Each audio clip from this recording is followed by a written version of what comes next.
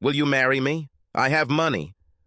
The hot, fit woman asking for my hand in marriage was holding a tight roll of American currency in her hand. Girls giving me money and asking me for marriage is not something I encounter often. In this regard, the big question arises, why? Was her request that we marry in marital bliss because of my stunning looks? I could hardly be said to be strong and fit, being just over 5'6" tall, but at best, my appearance could be described as ordinary or ordinary. I had the most forgetful face, one of thousands of nameless, ordinary people you would never notice in a crowd. Mr. Average, in height, weight, hair color, etc. I would make an excellent spy, able to sneak in and escape without anyone knowing I was there. Then, my beautiful sports car must have caught her attention. No, the 4-year-old diesel Volkswagen Jetta is hardly a baby magnet. Perhaps it was my living conditions. A huge mansion on the seashore with a yacht? Guess again. I lived in the same old house in which my grandparents raised me and which they left to me after their death. The house was a nice place in a middle-income area, but there was nothing in it that could attract the attention of such a beautiful lady.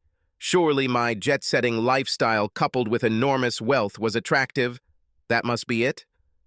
Mistake. As a 27-year-old charity group organizer, I made about the same as a McDonald's manager. As someone low on the totem pole, my focus wasn't on glitzy galas, but on fun 10-foot dashes and cold calling. Usually ladies of this caliber don't even notice me. They may talk to me to ask for directions, or if they need someone to carry their bags on a nice day. So what could I have that would attract this baby? Well, I was in an organization that was exclusive to several million people. My ancestors managed to avoid being crushed, eaten, drowned, starved, stranded, bogged, untimely wounded, and delivered a tiny burst of genetic material to the right partner, at the right time, and in the right place. Yes, I was a passport holder, a true American citizen, born in the USA. The big bonus was that I was also a single, unmarried man. Now, I'm not bragging. I have nothing to do with this. In most countries of the world, American citizenship means nothing, and neither does having brown hair. In other parts of the world, being American is a bad thing. But now, in this place, for some people, especially the woman in front of me, being a single American man was a currency and a barter to trade. The woman in question was called Pia. She was a classic Asian beauty. Just over 5 feet 4 inches tall, Pia had long, straight hair, high cheekbones, and features that, coupled with a dazzling smile, lit up the room. Paired with a body to die for, Pia was slim, sexy, and managed to rock jumpsuits. "Ron, listen to me." Pia's voice floated through my thoughts as she handed over the money. "Pia," I tried not to laugh, "I can't marry you. We barely know each other." "You've known me for a long time, Ron," Pia said stubbornly. "Do you want more money? I'll get more. I will ask Mr. Wilson's adult children for more severance pay to leave. Pia was my housemate, Mr. Wilson's carer for the last few years until his death last month. Pia was a home health aide, nurse, cook, maid, assistant, companion. Mr. Wilson was my soccer coach when I was a kid. I knew Pia quite well. She came to me whenever she had some work to do or a home renovation she couldn't do. A common act of a good neighbor. However, the marriage went a little beyond the scope of good neighborliness. "Pia," I shook my head, "you're just a treasure. I'm very flattered. What reason could you have for marrying me?" American Immigration and Naturalization Service. Pia spat out something in her native language. I don't think it was a compliment to this government agency. The Immigration Service gave me 90 days to return home. They said my visa was no longer valid. Mr. Wilson's children are not helping. They want to sell the house. Mr. Wilson's kids give me money. I give it to you. You marry me, Ron. It's not about the money. You can't marry a person you don't love. Trust me, there is someone who will love you. With your looks, you can get any guy. Pia waved her hand. Ron, I don't have time for love. I need a good man. You are a good man. Do you want to spend the rest of your life with a person you don't love? I asked. Pia looked at me strangely. Why do you say, marry it all your life? I saw a lawyer about immigration. He said we only needed to be married for 2 years. I will leave to marry a better man than you, who is waiting for me at home. Now I had to laugh. Pia, you're just smart. How can I refuse an offer that makes me feel like I'm not only in second place, but also losing to some guy I've never met? Why not just go home to Mr. Wonderful now and live happily ever after? Pia stamped her foot. Why are you so stubborn? I need to stay in America, earn money for my mother and sister. I send all the money home, pay for my sister's school. My mother needs medicine. She is still alive. Do you want more money? I'm trying to get more. Mother dies. I don't send money home. My sister will end up on the street. Great, I thought. Now I will kill her mother and make her family homeless. Pia, I tried to bargain with her. I told you it's not about the money. If I marry you the way you want, it's called fraud. We'll both go to jail.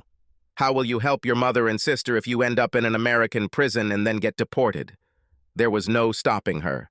If immigration sends me home, I still won't be of any use to my mother and sister. Who cares if we get married? Everything is fine. I see your house. You need a good woman. I'm a good woman. I cook well. I take care of you. You won't regret it. Pia, I began. You're crazy. She looked desperate, and to be honest, I wouldn't have minded eating something without a microwave. Plus, Pia was nice to look at. I tried to let her go, and besides, this conversation led nowhere. Let me think about it. We will talk about it later. I thought that Pia would forget about this stupid idea, or I would just avoid her. Pia surprised me by pushing a wad of bills into my hand. You need to think fast. Mr. Wilson's kids want me gone by the weekend. I threw the roll of bills back to Pia. Listen, Pia, I won't take your money.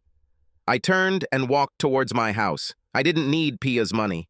Little did anyone know this, but I was a trust fund baby. No, not from a multimillionaire's trust fund. My grandfather, many years ago, developed the key ingredient for the famous regional soft drink. The trust fund received a small percentage of sales, according to some complex formula, each year. Every March, I received a check. It wasn't enough for me to travel the world and gamble in Monte Carlo, but it was more than enough for me to supplement the income from any job I wanted. The trust money gave me time to do what I wanted. I learned to fly, learned several martial arts, learned to paint, renovate houses, do first aid, and tried my hand at music. I donated regularly to several charities and community organizations, all anonymously. At the age of 17, my grandfather taught me a valuable lesson. I just received my first trust check. Naturally, this was a down payment on a new expensive car, parties with girls and drinks. In the 3rd month of my drunken sailor spending, my grandfather froze my bank account and took my car. It was a sobering experience to see my friends disappear like snowflakes on a warm sidewalk. I didn't tell anyone else about my trust and lived within my means. I was amazed at the human nature of people, especially women. Girls would swoon over some guy who had a fancy car and credit cards, and I couldn't get service from a pretty bank teller until she discovered I had over 6 figures in my account. I have yet to meet a girl for whom form is not more important than function. Because of my lifestyle, several girlfriends left me. Often, after several dates, I was told, "Ron, you're a good guy, but you have such an ordinary loser's job. You're not going anywhere. I deserve better." I was okay with sex. I never had to pay for it, but while I was looking for Miss Right, they were all looking for Mr. Right Now, or a guy who could, as one popular movie said, show me the money. One-night stands are fun, but they're outdated. It seemed impossible to find a single member of the opposite sex who was not superficial. The next morning, Pia showed up at my doorstep with several suitcases and boxes. I watched in amazement as Pia stacked her things in my living room. "Ron?" Pia said, between steps from the porch to the living room. "I'll stay here while you think. You will see that life is much better with me as your wife." "Damn it, Pia," I began and looked at my watch. I was late for an important meeting. You can't stay here. Don't do anything until I return in the evening. Yes, Ron, yes, yes, Pia replied, ignoring me. You go to work, we say when you return. Go. Go now. She pushed me out the door. That evening, I came home with a speech planned out. I had to be firm, but soft. Pia can stay for a few days, but not get married. I'll ask the lawyers who manage my trust fund if they could consider helping Pia with her visa, but that's it. When I walked through the door, something changed. It took me a few seconds, but I caught it. The house was spotlessly clean. I mean, I'm not a slob, but this was the cleanest house since my grandmother died. In addition, there was a wonderful smell coming from the kitchen. Pia magically appeared, holding a wooden spoon. It's good that you're home. Pia came up and kissed my stunned face. I didn't find a rice cooker in the kitchen. I took Mr. Wilson's rice cooker. He's dead. He doesn't need a rice cooker. Where's your rice cooker? Pia waved her spoon at me. I managed to make my lips even bigger. I don't have a rice cooker. I should have Uncle Ben's instant rice in the cupboard. Boil water and throw a bag of rice into it for 2 minutes. Bingo! You have rice. Pia looked shocked. Ron, this is not rice. You need a rice cooker. Pia pointed with a spoon. You go and get yourself in order. Food will be on the table. Hurry up. The food is getting cold. It smelled good. There's no reason why my speech couldn't wait until after dinner. Another surprise awaited me in the bedroom. I opened the dresser drawer. The socks were neatly folded, even linned up. But something was wrong. I took a pair of socks and underwear. Damn Pia, she ruined my socks and underwear. Dinner was excellent, some kind of fish on a bed of boiled rice with salad. The dessert was excellent, a fruit cocktail like I've never seen before. Pia kept asking me about my day, and I realized that I liked talking to her. Pia seemed to understand the people I was working with and offered ideas I had never thought of about the clients and problems I was describing. Pia even told some funny stories that created a good mood at the table. Well, now is the right time. I could have ended this and started my speech, but Pia interrupted me. Ron will have time to talk later, but now go for a walk outside. Not fat, good for health. That's right, Pia, I said. Let's go enjoy this wonderful evening. You go, Pia objected. I'll clean up the kitchen first. I enjoyed my walk around the block. Pia joined me, we chatted and walked around nicely. It was a nice feeling. I didn't want to spoil the mood. Deciding that I would clarify the situation with Pia in the morning, we headed back to my house. Later that evening, I climbed into bed, and Pia was in the hall shower singing. She had a musical voice with an almost perfect pitch. I decided that Pia would sleep in one of the 3 available bedrooms. I had slept naked myself for many years, and reminded myself to put on a robe whenever I left the bedroom for any reason. When I was almost asleep, when I felt a warm body lift the blanket and sneak into my bed, Pia pressed her whole body against me. Since I'm a guy, you can guess my first reaction to seeing tight female curves squirming against my rapidly awakening areas. Pia. I started trying to turn away, hiding my erection. There are 3 more bedrooms. I can move if you want to sleep here. Silly Ron, Pia said, licking my ear. No other bed has what this one has. With that, Pia dove under the covers, fulfilling my fantasy since the day I first saw her. Only Pia in real life was much better than all my fantasies. It wasn't the quick thank you for dinner and date that I was used to from previous women. Pia teased me that if they gave out medals, Pia would get a gold and a silver. She never let me please her, but I slept soundly with the biggest smile on my face. The next morning, I was able to cross 1 item off my bucket list. This point was waking up with pleasure. The mornings kept getting better. No cold cornflakes for me. Pia peeled fresh fruit while she baked some pastries. I never got to give my speech to Pia. I barely made it to work on time.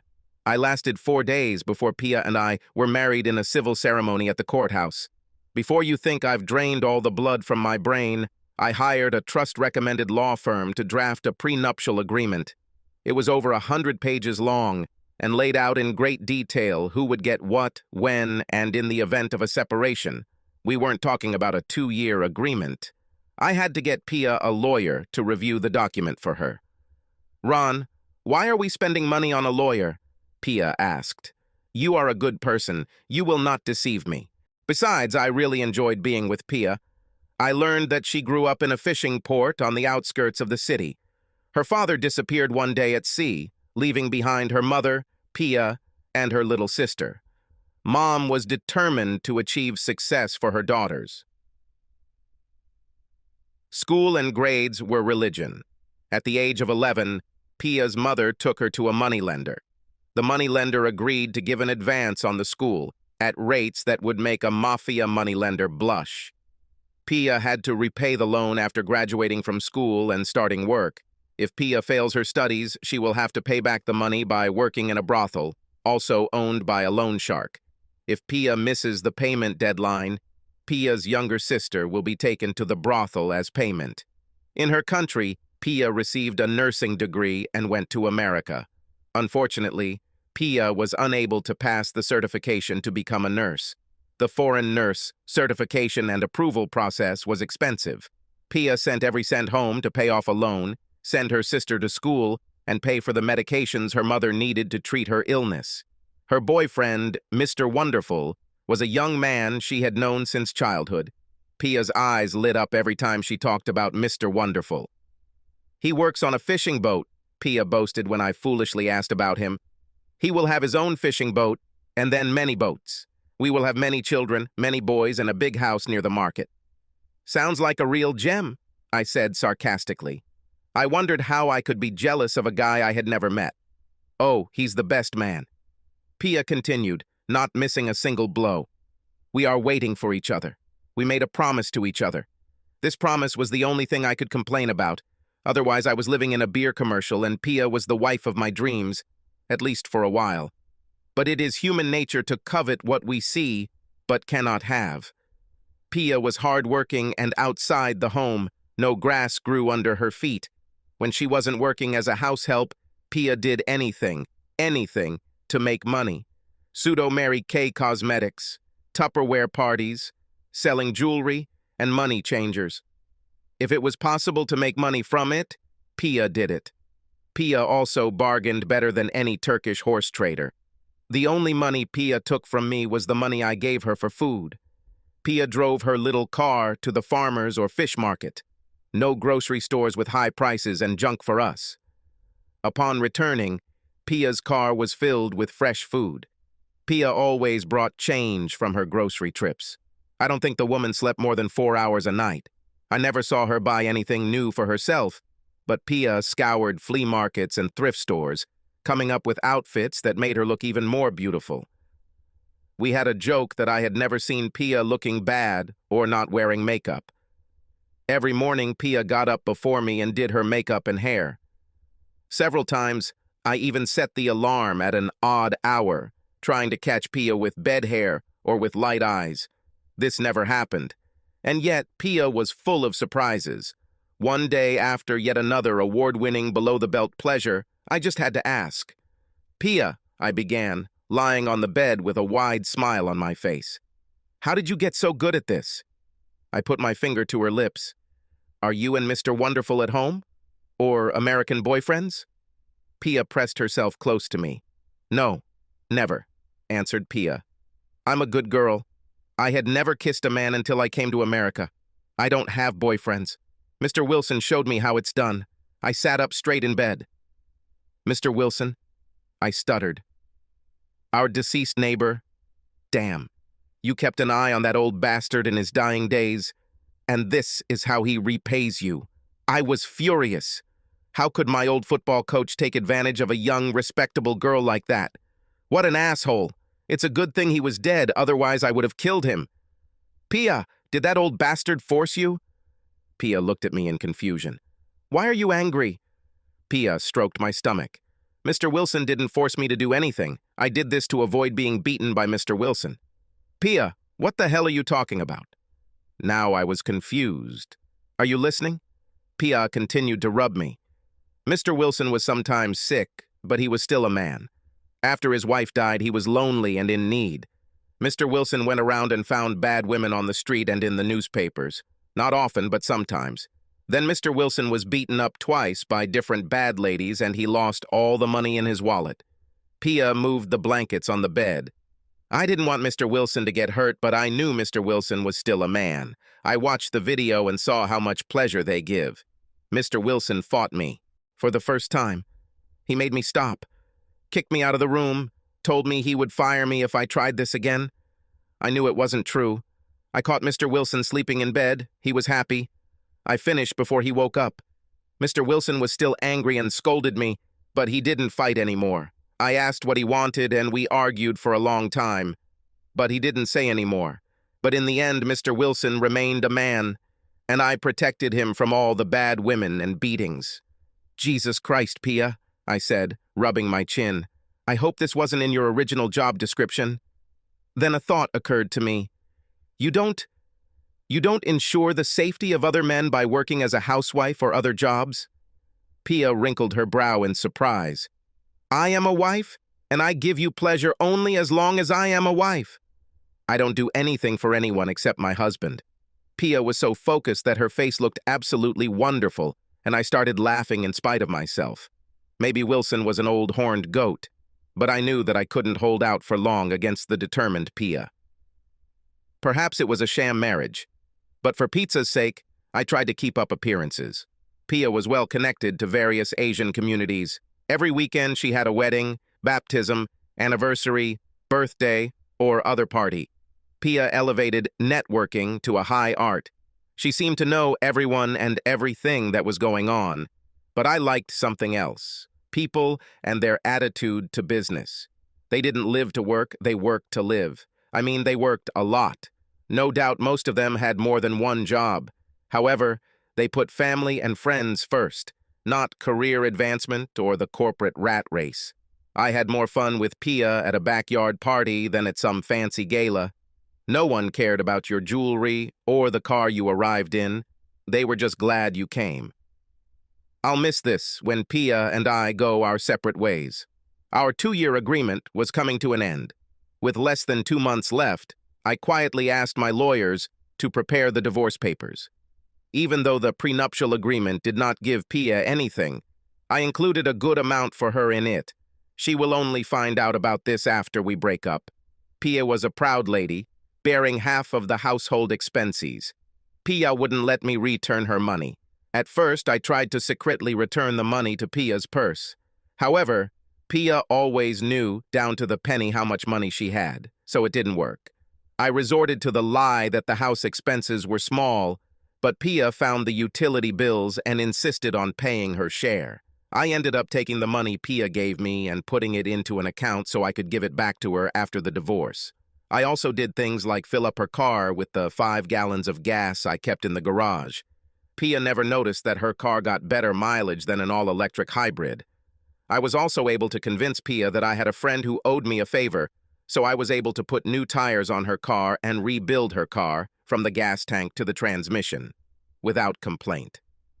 The only thing that didn't sit well with Pia was that every couple of weeks, I would come home with gift cards that were accidentally left over from a charity event. Yes, it was a little white lie, but I was really starting to love Pia and was ready to do anything to see her smile. Pia had a temporary green card, which gave her resident alien status. When Pia suddenly began to get nervous and act out of sorts, I attributed it to the upcoming separation. Over the past few days, Pia has been dressing better than usual, cooking my favorite meals, even increasing our activities in the bedroom. Ron, Pia began at dinner, sitting across the table from me. I need one more favor from you. Okay, Pia, I replied. Tell me what you need. I need to bring my mother and sister to America, Pia said hastily.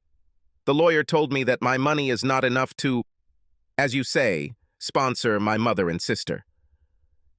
We filed our income tax return as estranged spouses. Most of Pia's work and income were in cash.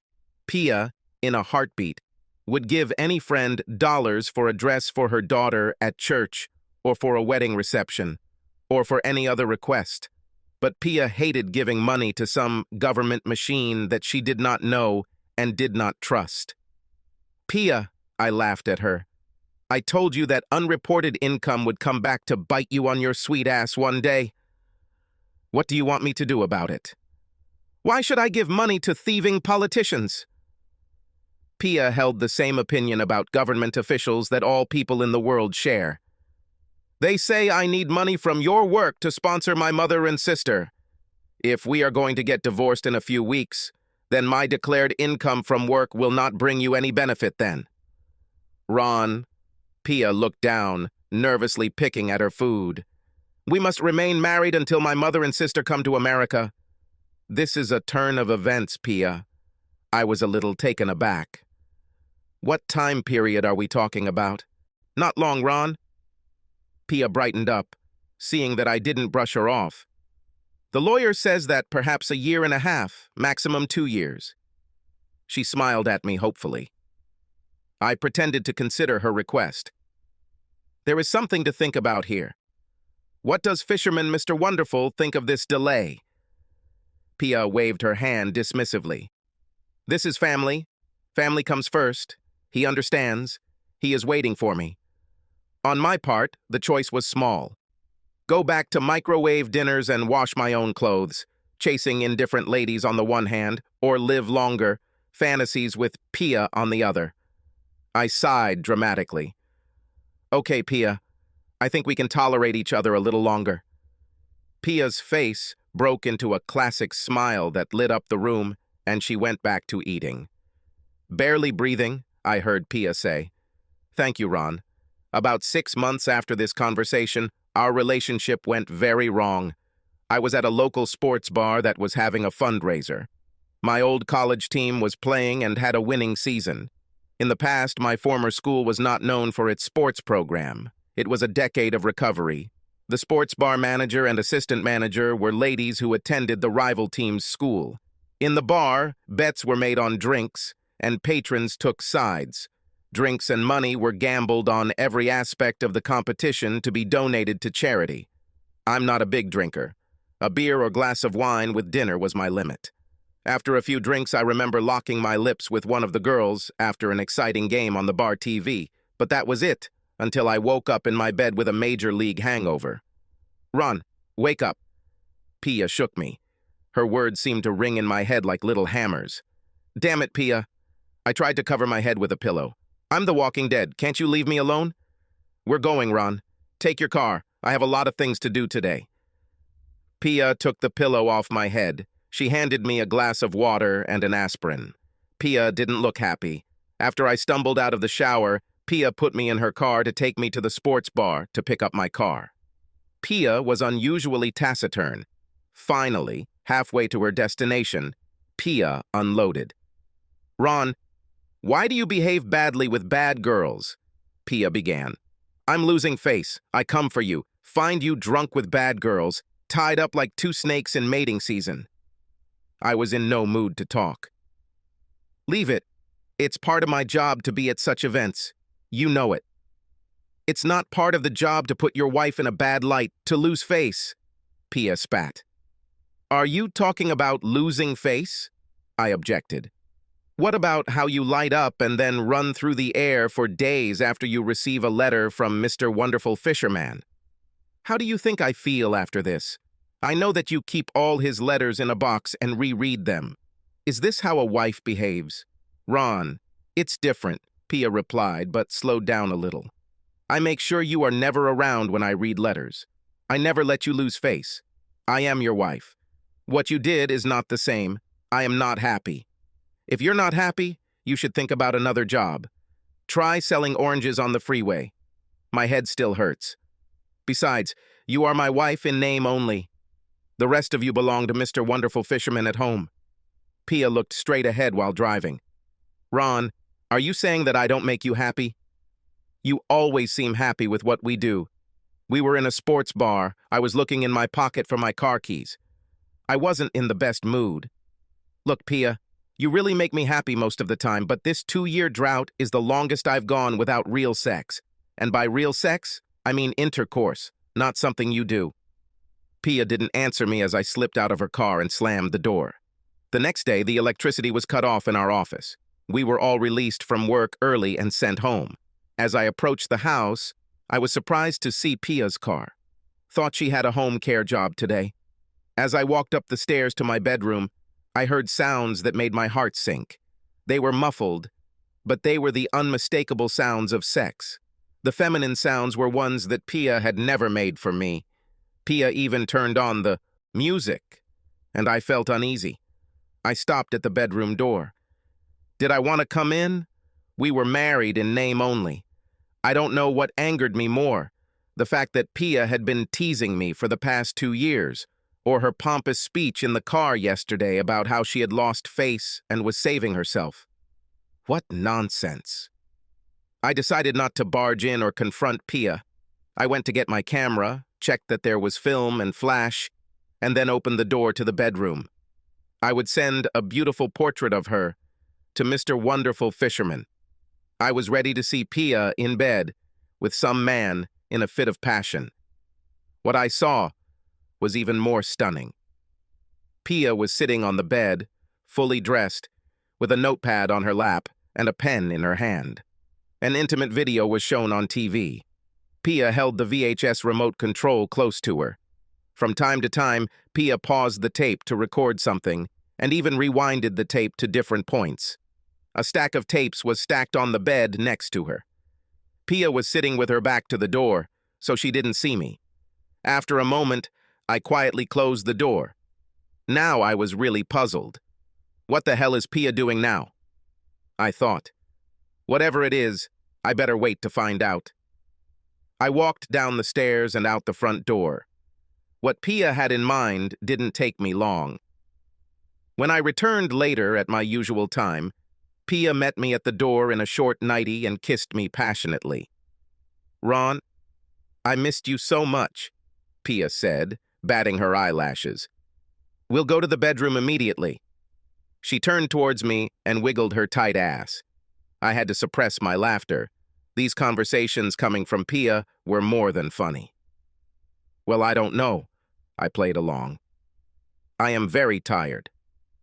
Pia was unstoppable. "Oh, Ron, we're going. You've been wanting to get involved with me for a long time now." Now it was my turn to be surprised. Pia wanted me to have sex with her? "Are you sure about this?" I asked her. Pia's eyes flashed with fear for a moment, but she continued her chatter. "Oh yes, Ron. I'm all yours." I pulled Pia onto my lap and kissed her face. "Okay, Pia," I said. "But no pun intended, we'll do it my way. First of all, no more fake talk. I want my wife back." I picked Pia up. She weighed less than 100 pounds when she was wet. He carried her up the stairs and set her down in the bedroom. "Pia, just put on a robe, nothing else. Then meet me in the bathroom in the hall." Pia started to speak, but I interrupted her. "No questions, Pia. Just do it."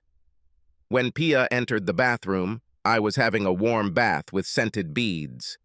"Oh, Ron," Pia cooed as she sank into the water. "It's nice." "Okay, Pia," I said, turning to leave. "Stay there and soak until I get back." I returned 25 minutes later. Pia was so relaxed she was almost like jelly when I pulled her out of the bath and wrapped her in a large towel. I carried Pia into the bedroom and laid her on the bed. Pia looked around the room. It was lit by burning candles scattered around the room. I used a bunch of thick candles that we had stored for use during power outages. Quiet music was playing from the stereo system. He took off his boxers, climbed onto the bed, and kissed Pia on the lips, stroking her breasts. I moved down her body, kissing every inch with my mouth. Pia made soothing sounds, but when I moved below her chest, Pia opened her eyes. "Ron, no, not there." Pia ran her hands through my hair. "Shh, Pia," I assured her. "Don't worry. Trust me." Pia's body tensed for a moment, then relaxed. She nodded her head and lay down on her back. Not for the first time, I fell asleep with a smile on my face. Life was going well.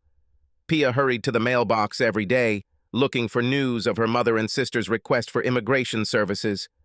As far as I know, Pia still wrote and received letters from the fisherman Mr. Wonderful. This bothered me. but I decided that he only received paper letters from Pia once every few weeks, while I had Pia in real life every day, for now. Overall, I believed that at this point, I had the better side of the deal. After about 18 months, a letter arrived from the immigration service. Pia's mother and sister received permission to move to the United States. It is high time, I thought to myself. The immigration office required a blizzard of paperwork, even more than when Pia and I got married. There was always another form, document, or record that needed to be submitted, executed, or completed, and of course, always in triplicate. The treaty that ended World War II was contained on a single piece of paper. Why does the government feel the need to cut down trees in Washington state, requiring mountains of paper? After reading the message from the Immigration and Naturalization Service, I thought for a split second about destroying the letter, but just as quickly discarded the thought. Pia was always up front about everything and did her best to keep her side of the agreement. Besides, it would only delay the inevitable. We did a good job, but damn, how am I going to miss Pia?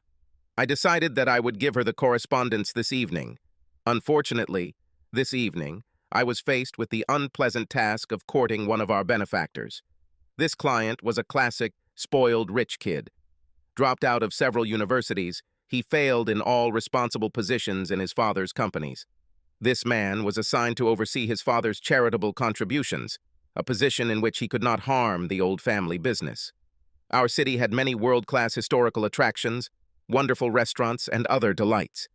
And yet this spoiled brat wanted to go to strip clubs. I never understood why strip clubs were so attractive. What a delight it is to be teased by crowds of attractive women that you will never have. It was like going to a restaurant, ordering food but not eating. What's the point? However, he was a client, and I found myself sitting in a private booth for 3 hours with some big-breasted blonde named Bambi, Lexus, or Bunny. He drank a lot, and I drank ginger ale. "What are you guys doing?" Bambi said, throwing back her top and shaking her tits, looking into the rich kid's face. "Oh, baby, work those things," he said. "We are philanthropists." Seeing the confused expression on her face, he added, "You know, we help poor people, less fortunate ones, making the world a better place." Laughing, he buried his face in her chest. "You mean starving children in Africa?" asked Bambi. She moved closer to me, rubbing her ass as he pushed the dollars into her crotch. "Something like that," I muttered, pushing her away and standing up. Bambi was already squirming in his lap when she answered, "I could never understand this whole problem. If all these people are starving in Africa, why don't they just move to France or somewhere else?" He laughed and spilled his drink on me. I took a break to get myself in order. Leaving the booth, I walked up to one of the bouncers made from tree trunks. "Hey, guy," I said, holding out a $50 bill. "Make sure that me and my companion are expelled from here as soon as possible." The bouncer looked at the money in my hand. "Sir, I do not have sufficient grounds to remove you gentlemen from the club premises." I added another $50 bill. "I would also expect a light blow to my companion for this favor," I asked as the bouncer removed the money. We were quickly kicked out and ended up lying in a heap in the alley behind the club after being thrown out the back door like homeless people. I was dirty, but unharmed. My companion laughed loudly. "Ron, damn it," he said, standing up. "I haven't had this much fun since New Orleans." "You're my type of guy. How much money do you need for this show, buddy?" I chuckled and helped him up. "Come with me. I have papers in the car that you can sign right now." Entering the door, I found that Pia was waiting for me. When Pia kissed me on the cheek, I saw that she wrinkled her nose. I reeked of booze and cheap perfume. "Ron, why do you smell like a brothel?" said Pia. "Pia, I had to take a client to some stupid striptease. Dumbass spilled his drink on me." Pia looked at me warily. "You don't hang out with nasty ladies?" "Of course not, Pia," I answered, starting to walk towards the steps. I could tell Pia was doubtful. "Ron, if you don't hang out with indecent ladies, then we'll have sex right now." "You have to let me give you pleasure," Pia exclaimed, pulling me onto the sofa and then began to undo my belt and zipper. I pushed her hands away, laughing as I did so. "Wait, I have something for you." I took the INS letter out of my jacket pocket. Pia could not tear herself away from her attempts to remove my trousers. I gave in when Pia pulled my panties down. "Okay, Pia, you win. I think you can wait to see the letter about your sister and mother from immigration later." I waved the letter in front of her face.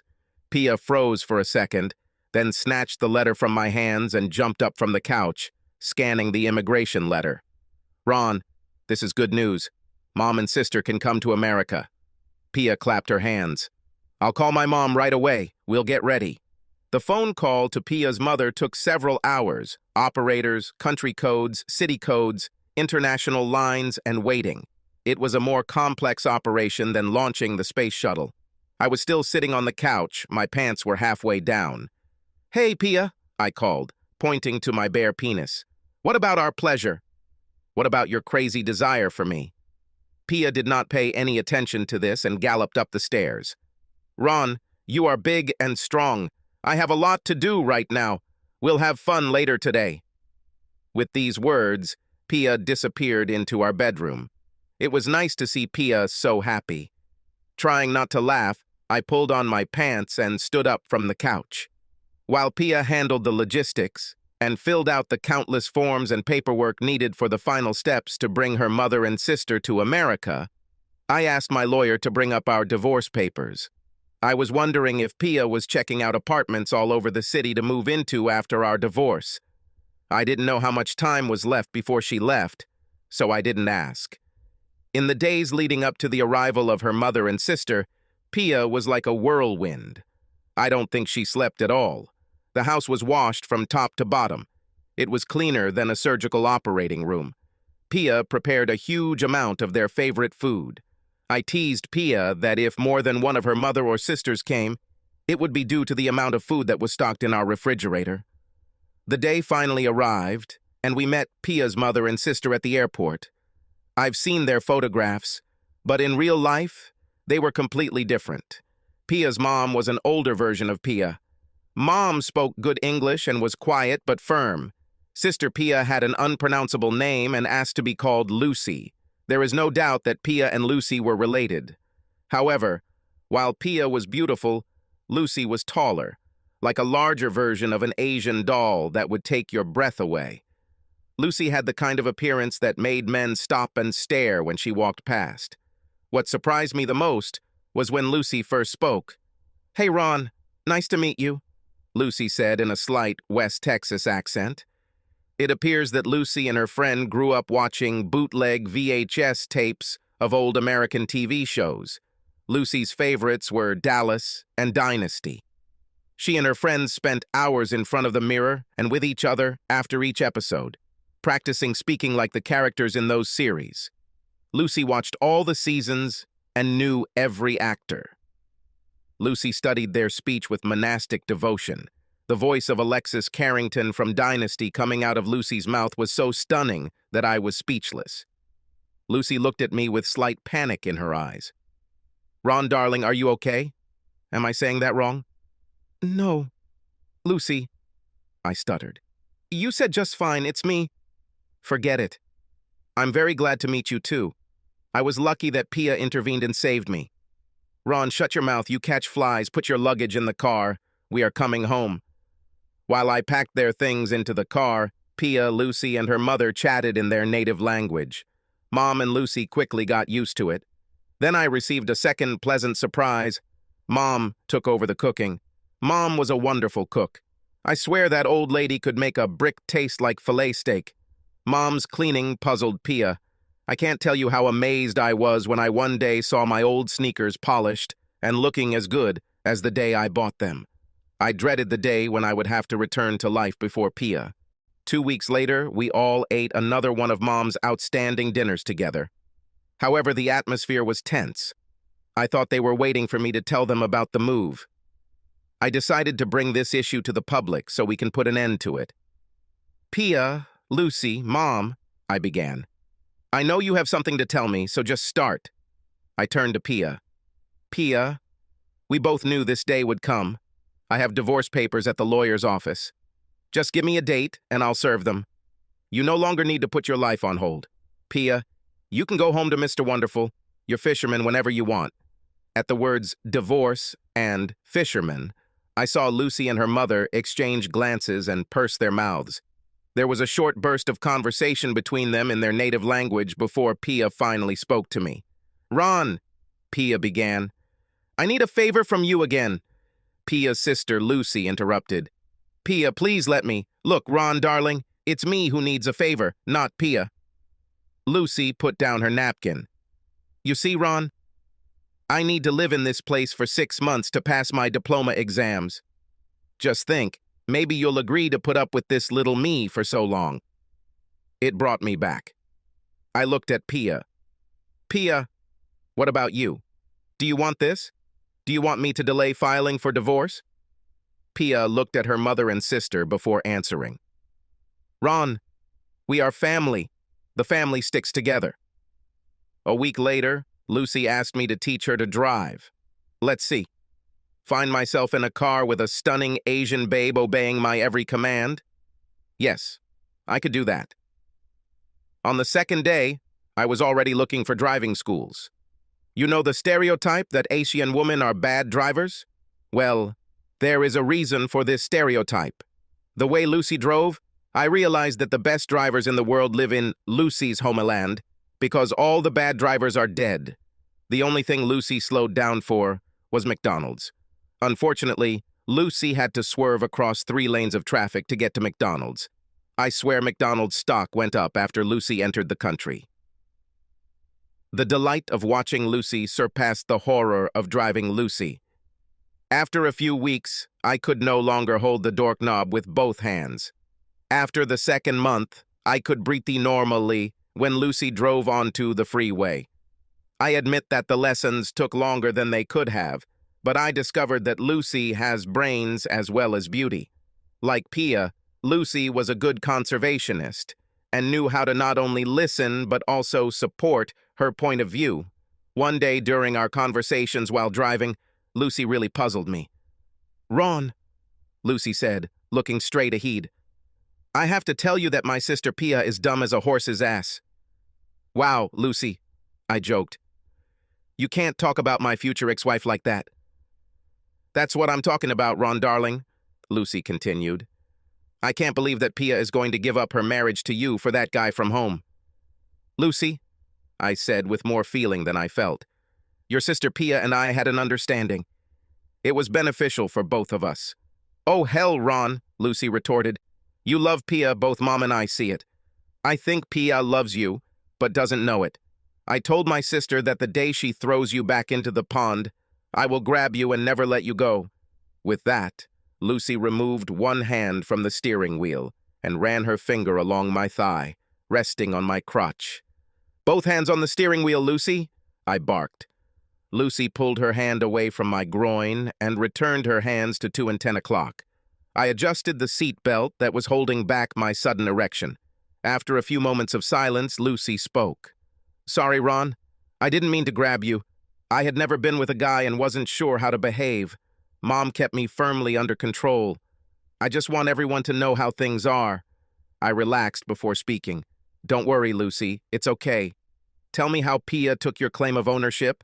I don't think she cares. After all, she has Mr. Wonderful Fisherman at home." Lucy looked visibly relieved. "Ron, honey, my sister Pia freaked out when I told her I was coming for you. Pia acted as if I was going to take her virginity. We quarreled a lot. My mother even intervened. I was a little confused. Why does Pia care? I'm surprised she cares. Pia yearned for her fisherman at home, like a man dying of hunger yearns for food." Lucy clenched her jaw. "If I tell you something, you have to promise not to tell Pia." "I can't do this, Lucy. Your sister Pia is still my wife. I don't hide anything from her." Lucy's jaw dropped again. "Damn it, Ron. Then I can't tell you everything." We drove on for some time without saying anything. Finally, my curiosity got the better of me. "Fine. I promise not to tell Pia." "Now give it up," I said. Lucy pulled the car into the parking lot and obediently backed up, just as I had taught her. Ron, my sister Pia's boyfriend, returned home. A fisherman guy. He already has 2 children from 2 different women. They don't even know about each other. A damn sailor who has a girlfriend in every port. I had to laugh. Wow, Lucy, this is big news. But you have to tell your sister, it's not fair to her. Lucy turned off the car. Nobody knows anything about this, not even my mother. Plus, to make matters worse, the guy Pia wants to spend the rest of her life with. He doesn't mind spending a long night away from home on a boat full of guys. He is very popular among other fishermen. I slammed the dashboard with both hands. Lucy, are you saying that he's gay? Play for both teams? This is too much. I stopped and thought for a moment. Lucy, you have to tell Pia. You can't hide this from her. Is this just gossip, or do you have proof? Lucy paused before answering. I was doing an internship at a hospital when he brought a girl with a child. The child looked like him. He gave his name as his father. A month later, I was in another hospital. The same thing, but a different girl and child. I asked around. The girls live with their parents, and when he's not on a fishing boat, he lives in one house or another. Lucy turned away from me. About the guy. He's not gay. He's just... Men are men, and they use what they can. There are no women on the fishing boat. He doesn't seem to mind. There are guys like him on every ship. That's common knowledge. Lucy shrugged. Lucy, I looked straight at her. You should tell your sister Pia. No, Ron. Pia won't believe me. She is very stubborn. She still sees him as her sweetheart from her school days. It was a long time ago. Lucy stopped. She seemed to be lost in thought. After a while, Lucy spoke again. Ron, I changed my mind. You can tell Pia if you want. Lucy started the car and started driving home. I was deep in thought. Should I tell Pia? Will she believe me? And if he believes, what will it mean? A light bulb went on in my head. Finally, I admitted to myself that I loved Pia, but I needed her to love me back. If I tell Pia about the fisherman Mr. Wonderful, Pia might stay with me, but only because I was a backup option. I know it sounds selfish, but I had to be number 1 in her mind if we wanted to be together. On the other hand, Lucy and I became quite close, and Lucy admitted that she had feelings for me. Maybe I should let Pia go, or is it just a case of the grass being always greener on the other side? The drive home was long, and Lucy and I didn't speak. Eventually, I came up with a plan. He was giving me what I thought was a win-win opportunity. I won't tell Pia what I know about her, Mr. Wonderful Fisherman. This would give Pia more time before we parted ways. If it's true that Pia loves me, I wanted to hear it from Pia. That's how I know she chose me and not Mr. Wonderful. If Pia still wanted a divorce, I would let her go and bet on her sister Lucy. I would tell Pia what I knew about Wonderful Mr. after we broke up. Then Pia herself will decide what to do. But I will not be in sight, and she will not be able to return to me. For the first time in a long time, I felt calm as we pulled into the driveway. I don't remember the house being this happy since my grandparents died. Lucy studied and spent a lot of time with me. Mom kept the house in a condition that would please a Marine camp sergeant, and the food made me fight to keep from gaining weight. Pia and I continued to grow closer. I caught her eye when she thought I wasn't looking, but I couldn't figure out what she was thinking. Was she preparing to move? Has she thought about her future life at home? Our relationship in the bedroom continued, and this did not give me any clues. The dinners were a great time, and I enjoyed lively conversations with the 3 ladies. Parties and weekend events were double the fun with Pia, Lucy, and their mom. There was little I could do, so I waited for Pia's sister Lucy to finish her test and asked my lawyer to prepare the divorce papers. Everything depended on Pia's next move. On the day of Lucy's big test, Pia was at home. Mom went shopping, and I worked from my office. Pia was upstairs in the bedroom, and I was downstairs. Pia came to the office and asked me to go to the bedroom. I thought I saw tears in her eyes. This must be the end, I thought. Big kiss. I figured Pia had waited until we were alone so I could save face. When I entered the bedroom, Pia was sitting on the bed. She was still beautiful, but she looked tired. On the bed next to her was an envelope addressed to Mr. Wonderful Fisherman. This was strange because Pia always tried to prevent me from seeing her read or write these letters. I sometimes received mail, so these letters were not a secret. I even knew in which box Pia kept her letters. It was an open secret. Pia would tell me what was in the letter, or what she wrote if I asked. Now, looking back, I see that I first began to have real feelings for Pia when I stopped asking what was in the letters. "Ron," Pia began, taking a deep breath. "I told him," Pia pointed to the letter on her bed, "I don't want to be his wife. I wish him good luck and good luck in his future and throw away all the old letters. I'm your wife if you want." "Why, Pia?" I asked. "Why now? What changed?" "Nothing changed. You changed me. You make me love you." Pia grabbed me into her arms. "Ron, I always knew you were a good person. Mom told me that I was a fool for letting you go. Then Lucy told me she wanted you. Now I see what everyone else sees." I pushed Pia aside. "Pia, staying with me because your mom said so or your sister wants me is not a very good reason. I'm not a toy you want just because your sister thinks I have some value." Pia shook her head. "No, Ron. Lucy made me see what was in front of my eyes. What you do for me, for the family, is what a real husband does out of love for his wife. Action all the time, and not—" Pia pointed to the envelope on the bed. "Beautiful words and promises on paper from afar. Pia, gratitude is good for pets, but it is not the basis for a lasting marriage," I told her. "When you agreed to help me, it was only gratitude, but now it's love," said Pia. "Of course, Pia. Since when?"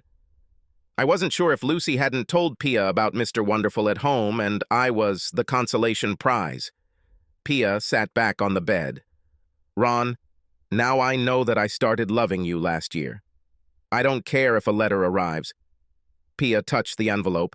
"When I sometimes don't answer letters or even feel awkward, I understand that it's because of you. I'm looking for time to spend together. I even think all the time about how to postpone the divorce. I know we don't have as much money as others, but we have each other. I will do my best to make you happy." Damn, Pia seemed sincere. Time to make a decision. I had to choose a path. I kissed Pia deeply. Pia then pulled me down onto the bed and began to pull down my pants. "Now, Ron, I will give you what you should have had a long time ago," Pia whispered in my ear. "Was it great earth-shattering sex with angels singing? No, not at all. We took our time, and I was as gentle as I could, moving slowly to please Pia. After we were in the afterglow, Pia asked me if I could get her something cold to drink. I was standing in front of the refrigerator with the door open, trying not to let the cold air freeze my balls, when I heard the door to the kitchen open. I turned, an open can of soda in each hand, naked as a jaybird, to meet Lucy, Mom, and a group of students from Lucy's study group. It's hard to hide behind a can of Coca-Cola. I took a quick sip of my soda, then asked the assembled group of women, "How did the test go? Can I offer any of you a soda?" A University of Texas study found that romantically based marriages are doomed to fail because partners have unrealistic expectations for each other, and there is little room for improvement in the relationship. This largely explains the 50% divorce rate in America. I think since Pia and I had nowhere to go but up, we had a better chance than most. Next month, we will have been married for 21 years. Pia slowed down with the arrival of our 4 beautiful children. I think Pia now sleeps 5 hours a night. Between births, Pia managed to fulfill the requirements of the RN Commission, registered nurse, trans, and pass exams. She's been working as a head nurse at a local hospital for several years and terrifies young and old doctors who go beyond what is permitted. The whole family was at the ceremony downtown when Pia finally became a U.S. citizen. Her smile still lights up the room, and every day I love Pia more. I told Pia about my trust fund, but it didn't change our lifestyle. As our family grew, Pia bought Mr. Wilson's house next door and moved my mother there. The kids love that Grandma lives next door, and so do we. Lucy was constantly harassed when she started working, but she rarely went outside. Frequent trips to McDonald's led to her meeting, dating, and later marrying the manager. He was just another average person, just another faceless, run-of-the-mill, nice guy. When they filed their taxes for the first time after their wedding, Lucy discovered that he was not just a McDonald's manager, but the sole owner of a number of McDonald's franchises. With 3 children, they will have been married for 17 years this summer. Sometimes it's good to be ordinary.